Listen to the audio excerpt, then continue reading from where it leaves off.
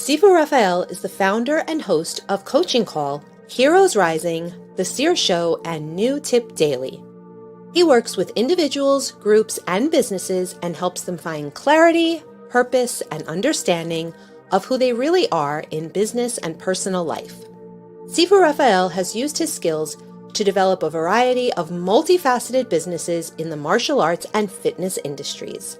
He owns and operates a 10,000 square foot martial arts and fitness facility in New York. Jose Escobar is an award-winning, nationally recognized personal development speaker, published author, and sales professional. He leads compelling, high-level communities consisting of entrepreneurs and advanced leaders through his two business models, the Entrepreneur's Bookshelf and the Connected Leaders Academy. He is also the co-host of Heroes Rising.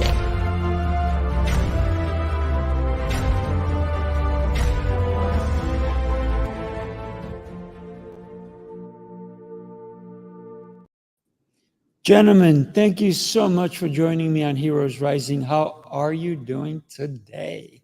Happy Friday. Outstanding. Happy Friday. How are you? Exceptional. Getting better every day. How about you, Mr. Productivity, also known to me as Mark? I'm doing great. It's another Tigger day in the world. It is. Why do you say a ticker day? Why do you say that? Because I grew up in the 60s and 70s, and so I used to watch Winnie the Pooh all the time, and so I identify as Tigger. I'm that annoyingly optimistically happy. I love it. I love it. So today we want to talk about vital health and productivity insights. And I know that, Allan, you're in Panama, and you were telling us something really interesting, and we'd love to have you tell everybody as well. But you're in the health industry, and you've changed so many people's lives. So let's start with you. Tell me about Panama, and tell me about how you're changing people's lives. Okay, well, Panama is part of a story of me changing myself. I was a corporate wonk, and I was really good at it. I actually made the C-suite by age 39, so I was a vice president of a Fortune 500 company, but I was miserable. I'd made the dream. I made it to the place. I climbed the ladder. I did the rat race, but I was overweight. I was unfit, and I was in miserable relationships, and so every other aspect of my life was just rubbish. And I had very low view of myself, although it didn't appear in my day job. But in real life, I was really not a good person. And so I kind of made a decision I was going to fix that. And I started in earnest trying to fix it, but just couldn't put it all together. So for 8 years, I did the gain weight, lose weight, gain back more, lose it, gain it, back and forth over and over. A lot of injuries, a lot of, really falling off the wagon, if you will. And so I found myself just not understanding why this was so hard. And I had this little gut check. My daughter was a level 1 CrossFit coach, and she was doing these competitions and these mud runs and all this stuff. And she reached out to me and she said, "Daddy, I want you to watch me do a CrossFit competition." And I was like thinking to myself, I didn't sign on as a dad to be a spectator in my daughter's life. I want to be a participant. I should be doing that competition with her. But I wasn't, and I knew I couldn't. So I did watch her. I'm not a bad dad. I did go watch, but that kind of was this wake up call of, okay, look, I have to accomplish this. This is no longer a negotiable thing. And so I started thinking through what were all the things that I had done that were hard. If you've in the United States, if you want to be an accountant, you take the CPA exam. At the time, you had to pass all 4 sections at the same time. I did that. I was in the military, and I was in a Ranger unit. Wasn't a Ranger, but I was in a unit. I had to keep up with them, and I did that. And I went to college, worked full time, and was married. I did that. And so I was thinking, what is it about my life where I've been uber, super exceptionally able to do hard things? What made this harder? And that's when it hit me. With all those other things, I committed to it, like obsessively committed to doing those things. and I was successful. And so I turned on that same thing for my health and fitness. And the first step was losing weight, getting stronger, and going through the thing. So I set up to do a Tough Mudder with my daughter. Now, Tough Mudder is a 12 to 13 mile mud run. So it's already on terrain that's not easy to get across. And then they add obstacles, 25 obstacles to it. So I started training in earnest to get ready for that. She was excited about it, and I didn't want to embarrass her. I didn't want her to feel like she had to leave me. So I trained really hard, really committed for 8 solid months. I lost 66 pounds of fat. I put on 11 pounds of muscle, completely transformed who I was. But one of the things that was a struggle through all of that was there was no one out there talking to me, talking to my lifestyle, who I was as a 45-year-old person. So after I got done doing all of this, I decided to be that person, to fill that gap. And so I started training on the side. And then when my company laid me off in December of 2017, I decided, okay, I'm going to do this full time. I stepped in and started doing this. And I was doing it full time. Since then, yes, being laid off gave me a lot of operational freedom. And I said, okay, my stress level with this job is terrible, so I'm not going to do it again. I'm not going to go back to that because it's not serving me. Living where I was, even though I loved Pensacola Beach, Florida, it was not serving me. So now when I make decisions about my life, it's not just, okay, what's the dollar figure of this decision? It's what is this going to do for me, my lifestyle? And that was kind of the big change moment. Was I now look at my health and fitness and stress level and sleep and everything else in the same way I look at money. It sounds like Mr. Productivity has to come in and share with us why that may be important. And you talked about, you look at parts of your life that make sense to you now, or maybe were not making sense. So, Yeah. Mark, if you don't mind jumping in and getting into that aspect as well. This is gonna be very conversational, right? Yeah, For yeah. all of us. So I'd love to get your insight on that as well, Mr. Productivity, because I believe that what you just hit touched upon what so many people are negating, to take a look at your life. So Mark, would you share with us what your thoughts are on that? Well, I will tell you that when I first got into productivity, I thought it was calendar apps and to-do list apps and the notes app. Now I understand health and wellness plays a big part in not just physical, but also mental and spiritual health plays a big part. I always say healthy people are productive people. And I think at 59 years young now and feeling like I'm in my low to mid 40s, that comes down to taking care of myself. I mean, I identify as Tigger, and I wake up every morning excited for the day. What experiences am I going to have? Who am I going to meet? I mean, it's every day is a blessing. I just recorded a short form video this morning where it's like we have so much to be grateful for, and gratefulness and gratitude and thankfulness, however you want to frame it, helps us be more productive. Because when you're happy, another one of my sayings is happy people are productive people. Healthy people are productive people. And I'm just saying, if you're watching this live or on a replay, well, you should be thankful because you have the internet, you got technology, you have eyes. And I think if we just take the time, instead of getting caught up in all the negativity of the world, and say, hey, you know what? Let me write down all the things that are going right in my life. And you'd be amazed. I give this assignment to my clients all the time. Just get a piece of paper, don't overthink it, and just start writing down all the things you're grateful for. That will change the state you are in. And when you're in a positive state, it's much more likely to be productive. Because I'm going to say positive people are productive people. They sure are. So when we think about the health and wellness, right? It's the health of your physical body, the health of your mind and your soul, if you will, because you talked religion, you talk about being physically fit, but then we're also talking about wealth, the wealth of knowledge that we can acquire, but also through that wealth, we're also going to acquire finances. So a lot of people think finances are wealth, but wealth is much more. Wealth is not just money. Wealth is everything to me.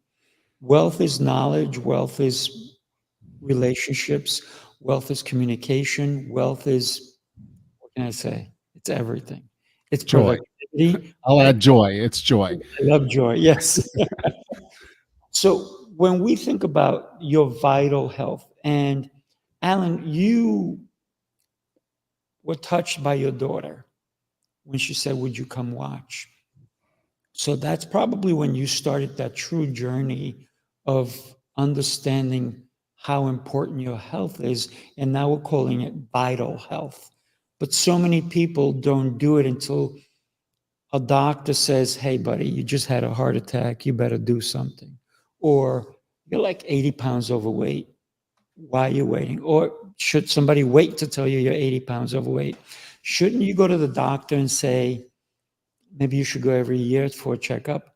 And your doctor should go, "Hey, from last year, you gained 8 pounds. What's going on?"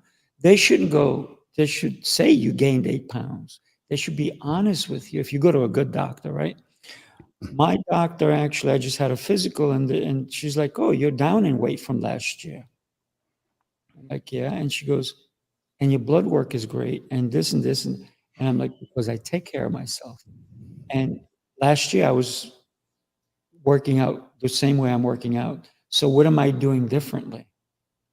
I don't know, but I'm still doing it. So that Yeah. didn't change for me, but it reflected in my scale for her to even notice it and say something. So when we consider wealth, there's so much to it. Well, there is. I mean, we can amass financial wealth, but if you spend the time doing that and you're giving up your health and you're giving up your joy and you're giving up your family, then you're worse off. You're actually poor, and so you can make all this money and then, okay, I've got all the money I need, and then I'm going to retire, and then you're not capable of doing anything. And so there's this aspect of taking care of yourself now, but also looking to the future and understanding, okay, this is how I want my life to be every single week, month, year for the rest of my life. And I look at it like, okay, here's an example, and you can, I guess it's live, so you can't bleep this, but I'm going to say it. Okay. I say often, I want to be able to wipe my own ass when I'm 105. That's not bad. Okay. Now there's a story behind it, because my grandfather, he was retired and he loved golf, but he had to quit playing at the age of 80. And a lot of people say, well, that's kind of sad, but he's close to the end, right? No, he lived another 15 years. Now, the last 5 years of his life, from 90 to 95, he couldn't wipe his own butt. He couldn't get from his couch to the bathroom in time. So he had to call someone in. And as the result, he didn't want anyone else in his apartment to experience that. And so I never saw him the last 5 years of his life. So he had plenty of money, but he didn't have plenty of life. Yeah. And so there are trade-offs and decisions we make each and every day. And I'm at the point right now where, yes, money buys things and it makes me feel secure and safe. And I like being able to do what I want to do when I want to do it. But at the same time, I'm not going to sacrifice joy, health, fitness, or family to get that money. Without a doubt. My dad lived to be 91, and 2 weeks before he passed, he was riding his bike. The only reason he went to the hospital is because he got bronchitis. Bronchitis. And they sent him home. He was there for a day, then they sent him home. And then he had to go back to the hospital, and that's when he passed. But had they taken care of him instead, he may still be around, still riding his bike. My dad said every time I called him, he was in Colombia. I'm Colombian. So I said, "Dad, what's going on?" He goes, "Well, I have 3 jobs." I'm like, 3 jobs? He goes, "Yeah." So what do you mean you have 3 jobs? you're retired. You haven't worked. He goes, no, no. He goes, I wipe my own butt. I ride my bike, and I'm married to a woman half my age. So yeah, he had 2 jobs. So, to live, here's the thing. My dad's wife was younger than me. How's that? So he kept himself alive. But here's the crazy thing. My great-great-great-grandfather lived to be 113, still had all his senses about him, still was able to do things. So I'm like, geez, these guys have lived a long life. It's my turn to beat them. So that's my goal. I'm striving to be way older than them, right? My great-great-great-grandfather, who lived 113, I said, I'm going to go to 125. And then with technology nowadays, I'm like, I could probably do 150. So, but Yeah, I've read a lot of books on aging and the technology behind aging, and absolutely, with medicine, every year you live longer, there's that bigger opportunity that you're going to live even another year longer. And so it's just this kind of math of keeping yourself together, keeping yourself healthy, keeping yourself fit, so you're capable, because none of us wants to age out before we die. We don't want that in our lives. So your father being able to bicycle all the way through was because he bicycled. He kept himself up. The reason my grandfather couldn't play golf was because he didn't keep himself up. And so we have those choices each and every day, and we have to make the right choice. Yeah, without a doubt. When you consider having a dream is good, right? Having a thought is good, but without actions, you have nothing.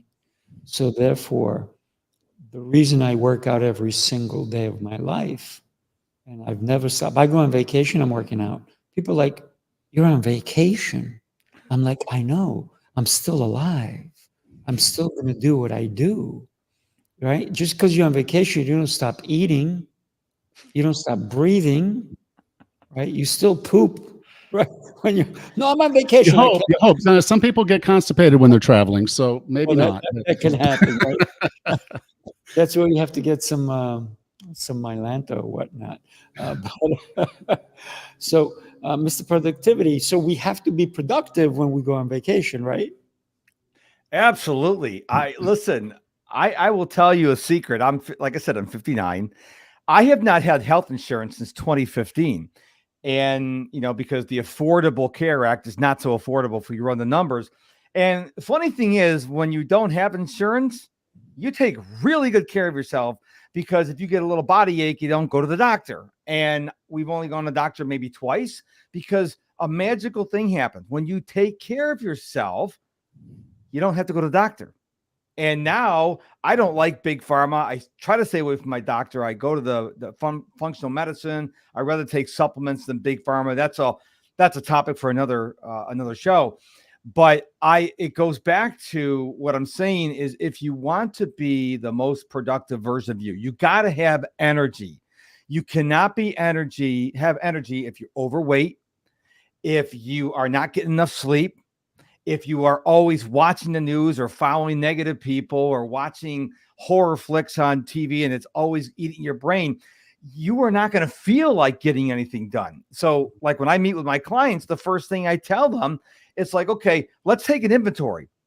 Tell me about your life. And they're like, wait a minute, I hired you because I want to be a better planner, or I want to be better with my to-do list. I'm like, I get that, but I need to know what I'm working with. And more often than not, people are overworked, they're overweight, they're overwhelmed, they're stressed out, they're frustrated, they're angry. I'm like, well, we have to deal with that first. Now, I'm not a therapist, I'm not a psychiatrist. And if my patients, listen to me, my clients, if they're too bad, I will say, listen, you need to go get some professional help, because we're talking about pooping on the show for some reason. But if you're constipated mentally, it's very difficult for you to get things done. And so I just can't emphasize enough my importance of living to at least 110, not even just 110. I want to run. I've been a runner since August 29, 2017. I didn't really start taking care of my health as much as I do now until my mother was diagnosed with Alzheimer's in 2018 and she passed in 2022. I got a chance to talk to her doctor. And I said, my mother's mother died of Alzheimer's and my mother died of Alzheimer's. Am I doomed? He says, no, you're not doomed. Keep on running, stay active, get enough sleep.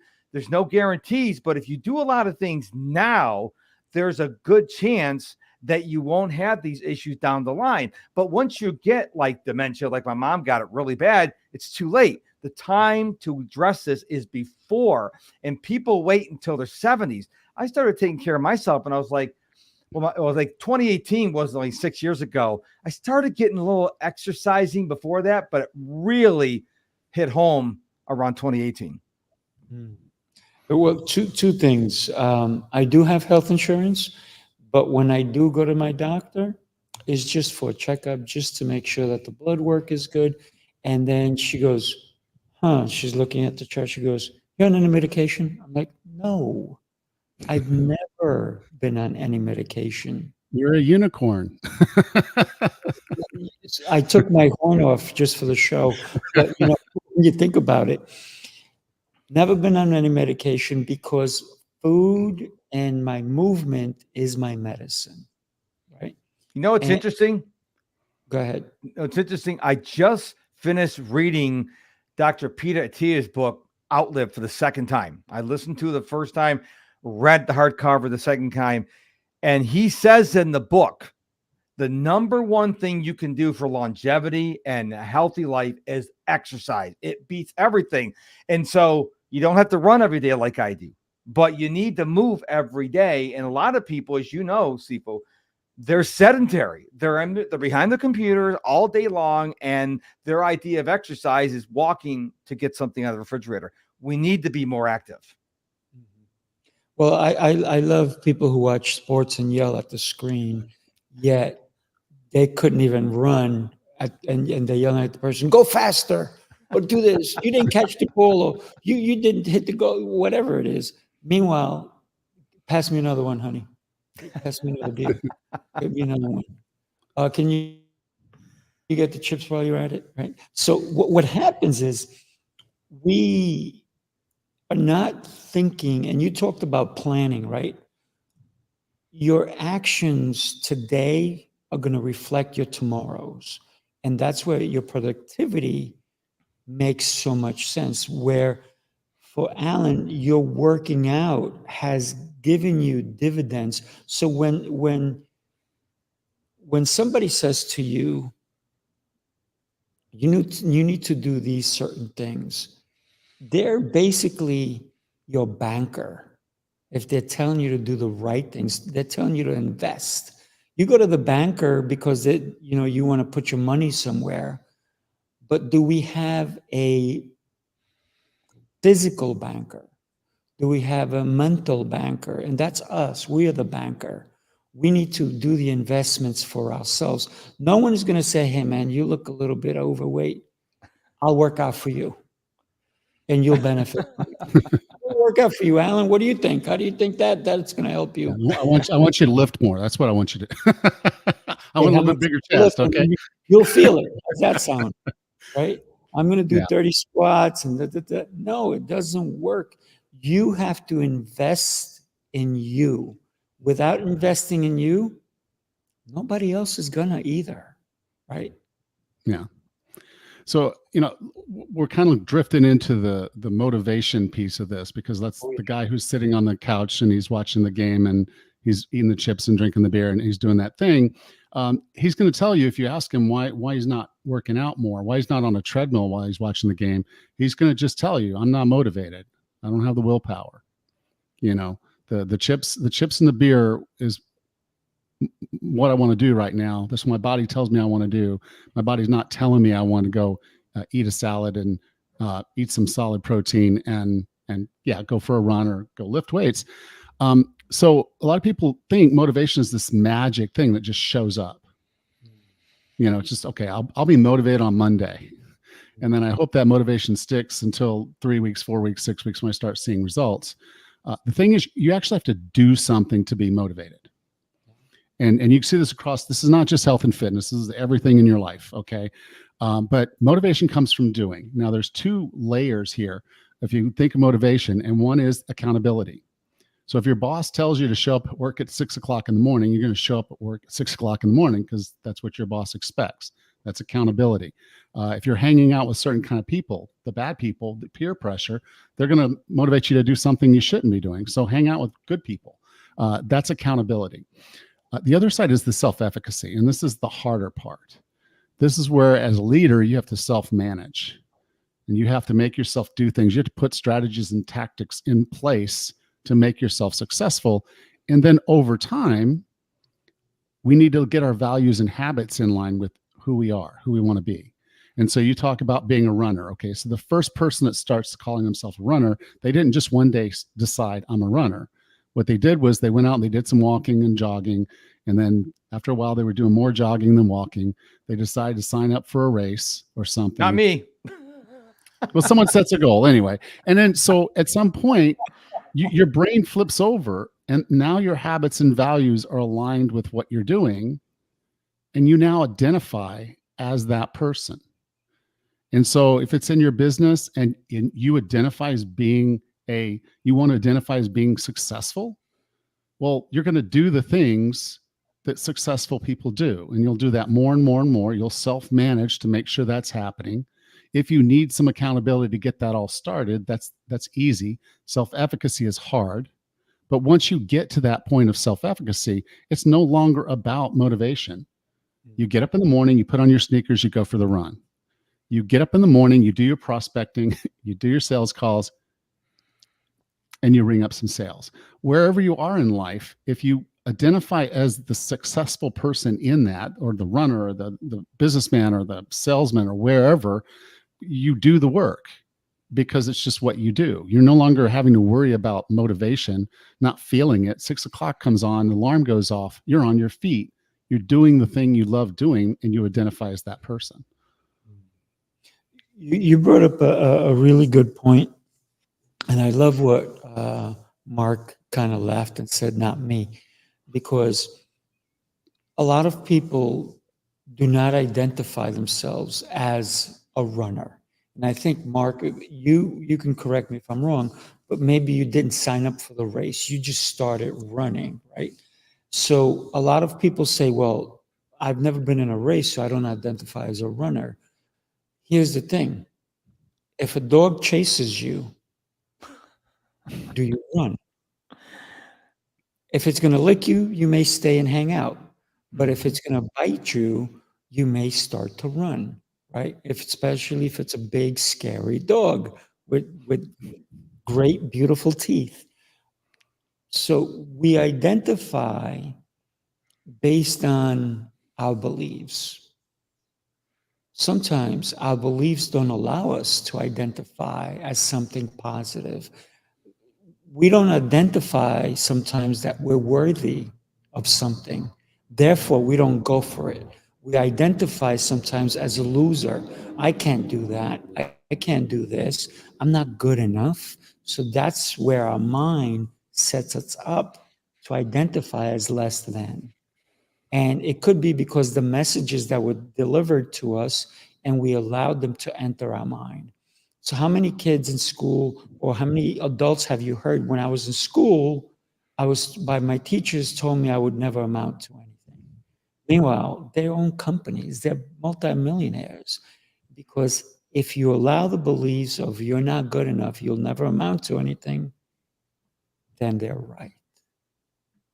Well, I think it's a big part of that is who you are allowing into your brain. So one of my non-negotiables in life is to read a book 1 hour a day, a book, not tweets, not posts, not scrolling on TikTok. I actually read a book, and actually I stopped reading books. The correct term I use now is study. Robin Sharma, one of my favorite authors, says, instead of reading 52 books a year, why not study 10 to 15 books? So I really get into studying because I want to be better today than I was yesterday based on what I learned yesterday. And hopefully what I learned today will make me even better tomorrow. A lot of people, their non-negotiable is like, okay, I got to scroll on social media. I got to watch my favorite TV show. I got to have, I think I'll have some beer and chips. And that you're hanging around the wrong people. So not only are you on social media, but now you're following the wrong people. And what I mean by that, these are negative Nellies. These are Eeyores. And I think it's really important that we zoom back out and take a look at people are influencing us all day, every day. And you have to be careful who's influencing you. And you need to say, hey, wait a minute, I don't want to hear that. So I tell people, I have people in my life, if something catastrophic happens in the news, they'll tell me. I don't have to have news apps on my phone because somebody's going to tell you if there's an earthquake in Ecuador or if there's a typhoon in Japan. Someone will tell you. And the thing is, when you do tell me, just give me the one sentence. Typhoon hitting Japan. Okay, I don't need to know any other detail. I don't need to know the 17-hour broadcast of it. But before I relinquish my microphone, I feel like we're doing a presidential debate. How I got into running is, we had Hurricane Harvey back in 2017. And for 3 days, we couldn't leave our house because it dropped like 51 inches of rain on Houston. During that 3 days, I happened to read an article online on runnersworld.com that said, what I learned from running 1 mile a day for 250 days. And I said, I'm going to do that. And so August 29, 2017, the day after the storm had moved out from my side of town, I went for my run. And now here we are. I'm 3 days shy of 2,500 days in a row. I've run when I had COVID. I had run when I had back pain, knee pain. I just run. Now, some days I run faster. Some days I run slower. Some days I look like a drunk zombie. Now it's really hot here in Houston and it's like running in the sauna, but I don't make excuses. A lot of people will say, well, if the stars align and I don't have any pain and I'm feeling awake, I'll go work out. No, if you look at the successful people who are taking care of themselves, they don't make excuses. It's so easy to make excuses. Oh, my left toe hurts. I'm not going to go running today. Or I'm not going to go walking today. Don't make excuses. I don't make excuses. The worst time I ran, I had a thrombosed hemorrhoid. Really painful. I didn't run fast that day, but I ran. I don't make excuses. So I just encourage people, ditch the excuses, start doing the work. One of the key things that you're mentioning there is that you know your own mindset, and a lot of us don't, and that's one of the things we struggle is sometimes the biggest enemy is not someone else, it's ourselves. And so if we don't understand ourselves well enough, we don't know what feeds us. And what you found is that consistency is something that feeds you very well. And so you want that consistency. You thrive on it. And so you want your streak to continue, which pushes you to do the things that you want to do because you identify as someone who does that. And so that's a part of your mindset. I've gone through several mindsets while I was trying to change. And right now I'm an Atlas mindset. And in my vernacular, because I broke these down into like 5 different groups, and there's a quiz on my website if you want to go check it out. But basically, as an Atlas, I need to have something big and scary in front of me. And that's why I signed up for that Tough Mudder. That was about as big and scary as I could even imagine doing at that point in my life. And so I just keep doing that. I just keep putting something big and scary in front of myself, moving to a foreign country, selling everything I own, start keeping my business and trying to live off of it, because it'd be much easier and cushier to just get a job. But that's not scary. That's not exciting. That's not fun. And so I'm always looking to push myself. And there are other mindsets. And if you know yourself well enough, you can structure the path so that you stay in the game, because so many times that's what it's all about. If you don't know how to challenge yourself, you don't know how your mindset's controlling you, then you might be the biggest saboteur in the room. Without a doubt. I mean, you have to get out of your own way. And a lot of times that's what holds people back. It's themselves. And Mark has said it, and he said it perfectly. Stop making excuses, right? Because excuses don't build up your wealth, whether it's your finances or your connections or your relationships or in your business. So when you make an excuse, what you're saying is no to something, but you're saying yes to something else. And it may be the negative thing you're saying yes to. So we got to be careful when we analyze anything in our day. And Mark, you talked about you wake up happy. Yes, that's how I wake up. I wake up in gratitude. I first start with prayer, and then I thank God for the gifts He's given me, because we all have gifts. The thing is, are we grateful for them? Do we acknowledge the gifts that we have? Each one of us has gifts. And then do we even here's the thing, right? Imagine if you kept every gift you ever got in your life and you put them in one room and you kept piling them up. Meanwhile, you never shared them with anybody. You never played with them. You never used them. They're just there, still wrapped up. What are you doing with them? Nothing. So well, it's like me, like, right? Well, yeah, it's like my podcast. My podcast, as you know, is almost 7 years long, and I've got over 1,285 episodes. And when I first got into podcasting, I was obsessed about the downloads. Downloads mean nothing. They mean zero, and I'll tell you why. Because if I told you I had 4 downloads of my podcast, you'd be like, well, this podcast sucks. But if I told you it was Elon Musk and Bill Gates and Tony Robbins, it shifts it. So I think we're focusing on the wrong things. Don't focus on the metrics. I do my podcast. I'm doing this for you live because I want to serve the people watching. I'm not doing it to get clients. If that's a byproduct, great. But I'm not here just to say, man, I hope some people who are watching this on Sifu's broadcast, I get clients out of it. I used to do that. And fortunately or unfortunately, people can smell that. But if you lead with value, if you are serving people from your heart, number one, you're going to feel better, because people are going to look at you like they look at you, Sifu, and go, man, this guy's happy and he's giving me all this content. Well, who doesn't want to do business with someone like that? But if you come across like saying, hey, if you want my stuff, join my email list. You want my best stuff, give me money. And people are like, I don't even know you. And so it took me many years to understand that, to always lead with value. That's why I post 25 to 40 times a day across all social media platforms, because I want to serve people wherever they are.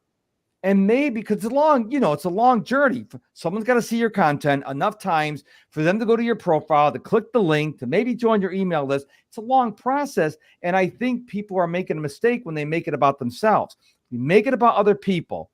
You feel better physically, emotionally, spiritually. They feel better, and everybody wins. And that's how I believe we should all live life. You should help give your gifts away. The more gifts you give, the more you get. It's that simple. Yep. Yeah, wasn't that Zig Ziglar? You help enough people get what they want, you'll get what you want. Mm-hmm.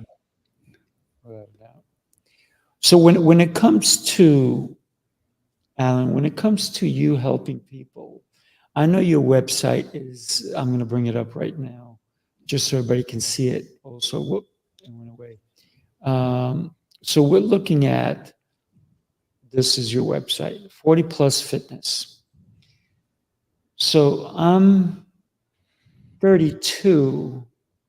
Does that mean I can't come to your website? Oh, you can go to my website. I just won't. I won't take you on as a client. I would refer you to someone that's more appropriate to your fitness level and where you are in your life. And because what I was struggling with was I was over 40.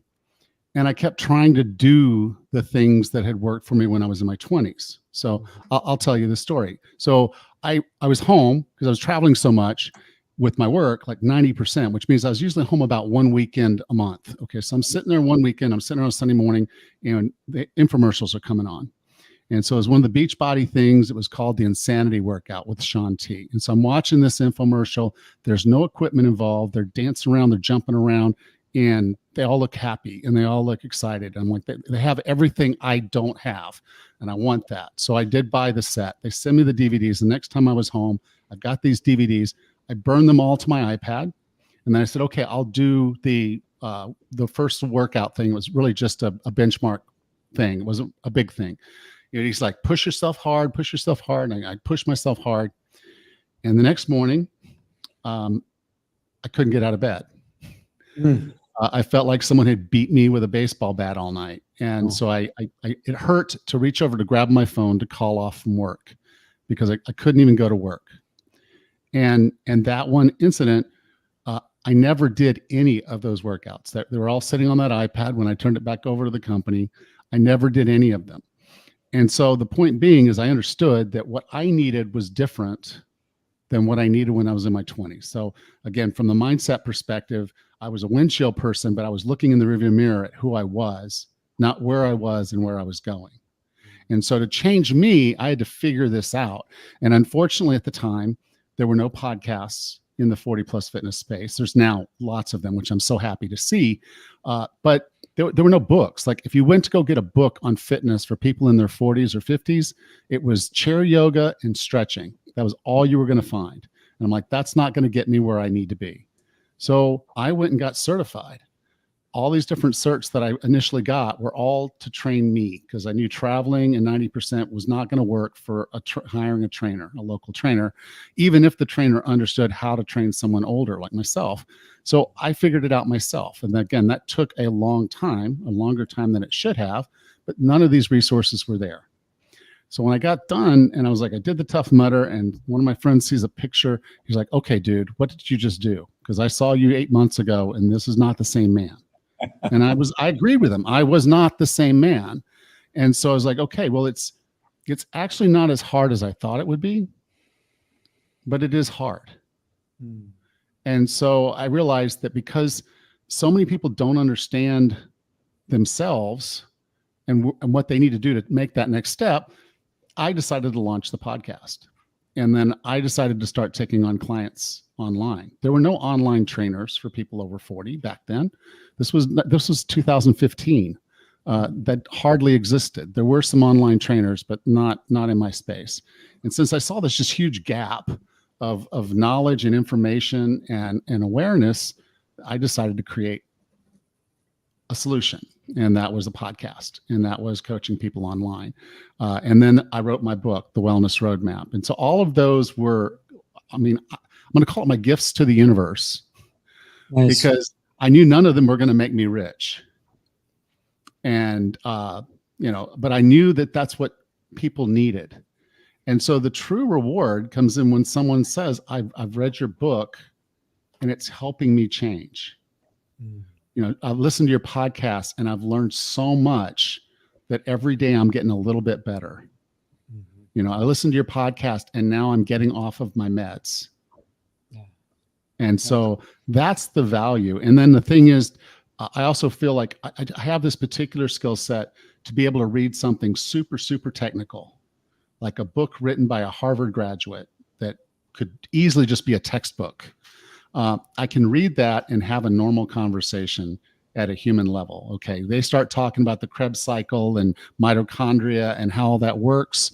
And then I can just boil that down and have a conversation with just anybody so they can benefit from that knowledge. And so that's what I try to do with my podcast, is really just to help people recognize that you can change. It's happening. There's lots of information out there, but most of it you don't need. And so if we can boil it down to what you do need and you can do the right things, well, one, you're going to be super productive because you're not wasting a lot of time doing useless stuff.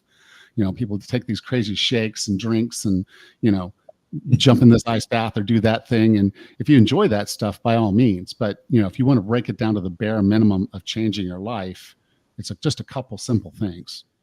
Yeah. Somebody recently said to me, hey, do you take supplements? All these protein? I'm like, no, I eat food. They're like, what? And you're so healthy.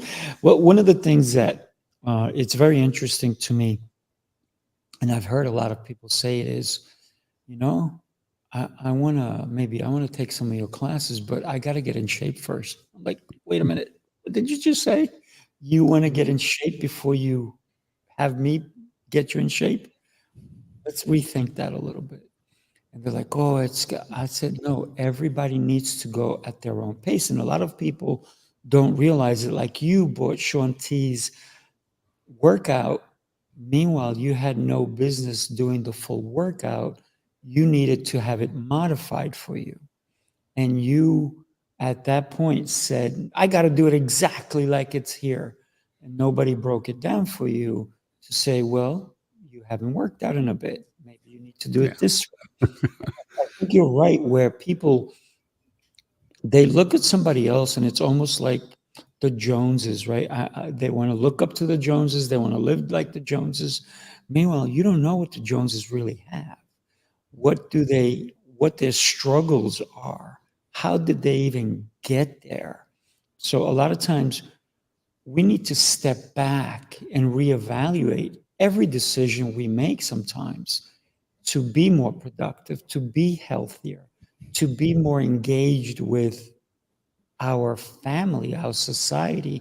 Everything we do in our lives has to be assessed. Otherwise, we're going blind, and it doesn't make any sense, and it doesn't help anybody.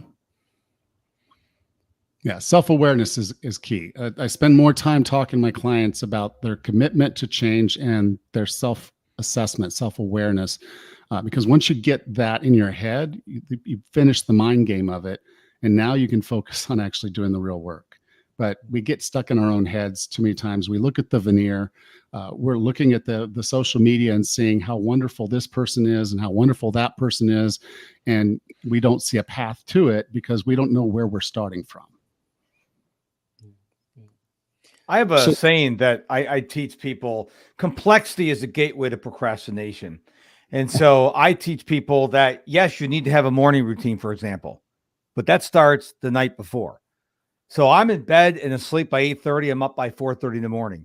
So that means I stop eating by 5:30, stop drinking water by 6:30. I stop using electronics from 7:30, and I read and journal until 8:30. I wake up, and then I'll do at least one push-up, a proper push-up, not a cheating push-up, a real push-up. And then I squat, because I read a book called Built to Move, and a lot of people, when they get older, they can't squat. And so I squat anywhere from 4 to 10 minutes. If I have a weightlifting day, I have a set of weights. I have 10, 15, and 20-pound weights in my bedroom. I'll do that. I'll do farmer's walks. Then I go out and ground in my bare feet. By this time, it should be light enough for me to go running. I go running for about 2 miles. When I come back, I take a cold shower. Well, as cold as a shower can be in Houston, Texas. And then I'm done. I'm ready for my day. But when people go, that's a lot, I said, no, it's not a lot for me. When people tell me I can't do what you do, and I'm like, well, of course not. It's just my wife and me and our 2 dogs. You've got 4 kids, but how can you create a bedtime and a morning routine that works for you? It's great to learn from me and other people who tell you about routines and productivity, but you got to look at your situation, because everybody's situation's different. Remember what I said a few minutes ago. Don't make excuses. How can you create a bedtime routine? I love these people who tell me, well, I have little kids. I'm like, great. What time do they go to bed? Oh, 7:30. What time do you go to bed? 11:30. Okay, we have a problem. Why don't you go to bed at 7:30, 8 o'clock? And they go, have you tried it? So maybe if you go to bed early after you put your kids to bed, then you can get up early and do your morning thing. And it's like, I just told them how to breathe air for the first time. They're like, whoa, yeah, it really is that simple. That's why I told you before, I read for an hour every day. I'm constantly learning new ideas. And you mish all these things together, and you're like, oh, I got an idea that works for me. It's really important. I got to believe Allan agrees with this. You got to figure out how you can set yourself up for success. I choose to run every day at first light. Maybe you can't or don't want to do that. Maybe you're a brisk walker. Maybe you like to swim. Maybe you like to put your headphones on and dance around the house.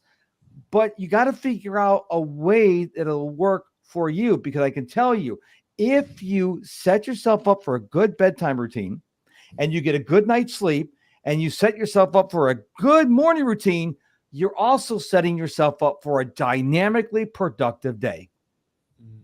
I agree. Absolutely. Here, right?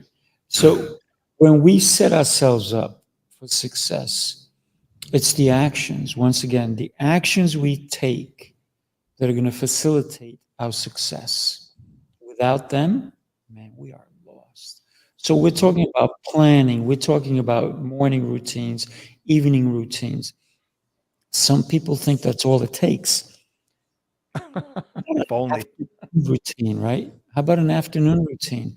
How about something that you do? So one of the things that I do every day, I do my best to have a meal with my fiance every day, whether it's going to be a lunch one or we're going to have dinner, but at least one of those meals is going to be with her so that we can spend quality time together, so that we can talk, we can share information.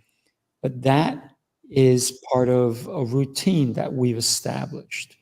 So a lot of times she'll go, "Hey, what time am I seeing you later?" I'm like, "What time are we eating? What are we doing? We're doing dinner or lunch tonight? What's going on?"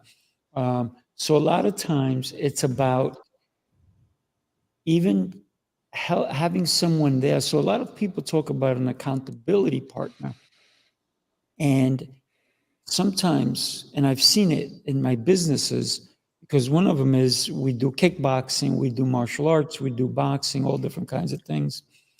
And people start with someone. And the minute one of them quits, the other one goes, "Whoops, I don't have a partner anymore. I think it's time for me to give it up." I'm like, "Hang on a minute. Do you see the results you've gotten?" "Yeah." I said, "You're going to throw them away?" "Well, when you put it that way," right? When you put it that way, because a lot of people think that it takes another person to get them in shape, like I said earlier. And no, you can have a workout buddy, and a lot of people have that. You go to the gym, you meet people there, and you go, "Hey, how you doing? I'll see you tomorrow." And then you go, and then, "Oh, where's Tommy?" "Oh, Tommy's not, didn't make it today." "Oh, okay, no problem." And then you keep going, and then all of a sudden, the people that you saw 6 months ago, maybe are not there anymore. So what do? "Oh, they fell off the wagon. Oh, this happened, that happened." And do you start saying, "Well, if they can take off, I can take off too." And then that's when people start going, "Oh, it's easy. I'm just going to, I'll go tomorrow. Oh, yeah, I'll get back into it." And there's nothing wrong with taking a little vacay, if you will, from working out. I mean, I don't know. I've never have, but I'm only saying that a lot of times people don't realize that you need to actually listen to your body. Here goes a guy who loves to work out also, Enrique Costa Gonzalez. He's a gentleman who was in the military, a super fit guy, and he understands the concept of listening to your body, because there's certain days I may work out 4 times in a day, and other days where I may just work out twice a day. And I'm not telling anybody live the way I live. I do it because I enjoy it. It's part of my routines. So when I talked about earlier that you guys have been helping us understand the concept of vital health, right, and productivity insights, don't limit yourself to certain times. You can say, "I don't need to wait till Monday. You know what? Okay, maybe I have to finish this beer and chips. But after this beer and chips, don't say, 'Oh, I'm going to do it Monday.' No, maybe finish your beer and chips and then go, 'Okay, can I do 20 jumping jacks?' The way I eat, and people have seen me do it, I'll finish a dinner and I'll work out." And they're like, "Oh, you're supposed to wait." I'm like, "For what? To die?" No, I'm not waiting. So You have to consider, I can work out and I can do a full ab routine as soon as I'm done eating.